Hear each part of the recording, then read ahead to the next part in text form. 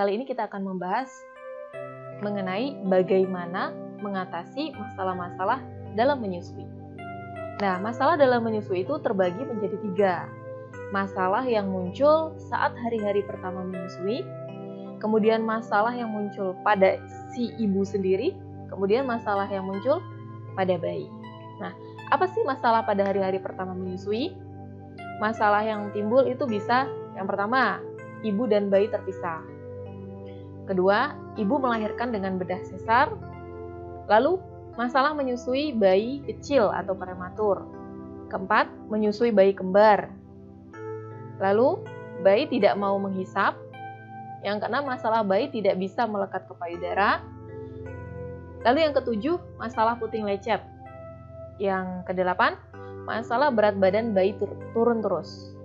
Lalu yang kesembilan, masalah bayi kuning. Nah, masalah pada ibu. Masalah pada ibu yang pertama, masalah payudara bengkak. Yang kedua, mastitis dan abses payudara. Yang ketiga, puting susu datar.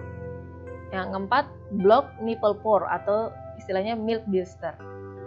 Yang kelima, infeksi pada puting. Nah, yang keenam, masalah ASI kurang.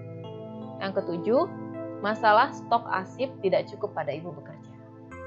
Nah, masalah pada bayi. Yang pertama, bayi sering menangis. Yang kedua, bayi menolak menyusu. Ketiga, bayi ASI yang kurus. Yang keempat, masalah menyusui saat ibu sakit.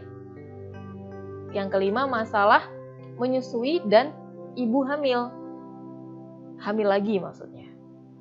Kemudian yang keenam, masalah menyusui saat bayi sakit. Yang ketujuh, masalah menyusui pada bayi yang kita adopsi, yang diadopsi.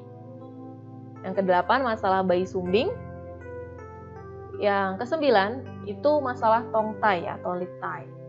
Nah, yang ke-10, masalah bayi yang memerlukan perawatan atau bayi yang sakit. Nah, sebelumnya kita masuk ke pembahasan relaktasi dulu nih. Relaktasi itu apa? Relaktasi adalah upaya untuk mulai menyusui kembali setelah sempat berhenti. Relaktasi biasanya dilakukan oleh ibu yang sempat berhenti menyusui, namun memutuskan untuk memulai lagi. Seorang ibu bisa saja berhenti menyusui karena alasannya sakit atau karena memang sejak awal merasa kesulitan untuk menyusui. Nah, biasanya dalam waktu 2 minggu hingga 1 bulan, proses relaktasi sudah membuahkan hasil. Jadi relaktasi itu tidak bisa instan, Bun. Ada jeda waktunya, lamanya itu tergantung seberapa lama proses menyusui itu sempat terhenti. Bisa proses relaktasi itu berlangsung selama 2 minggu, bahkan bisa sampai 1 bulan. Nah, langkah-langkah relaktasi. Yang pertama, niat dan tekad yang kuat. Niat dari dalam diri ya. Karena relaksasi itu ada prosesnya, tidak 1 hari langsung bisa, tidak.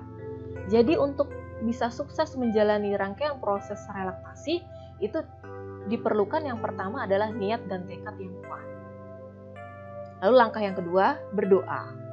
Kita yakin kita meminta kepada Allah, bahwa Allah yang telah memberi rezeki buat anak kita, maka sebelum sempat terhenti itu, maka Allah pun yang bisa.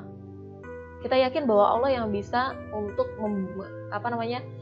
membuat ASI itu terproduksi kembali dan proses menyusui itu berlangsung kembali.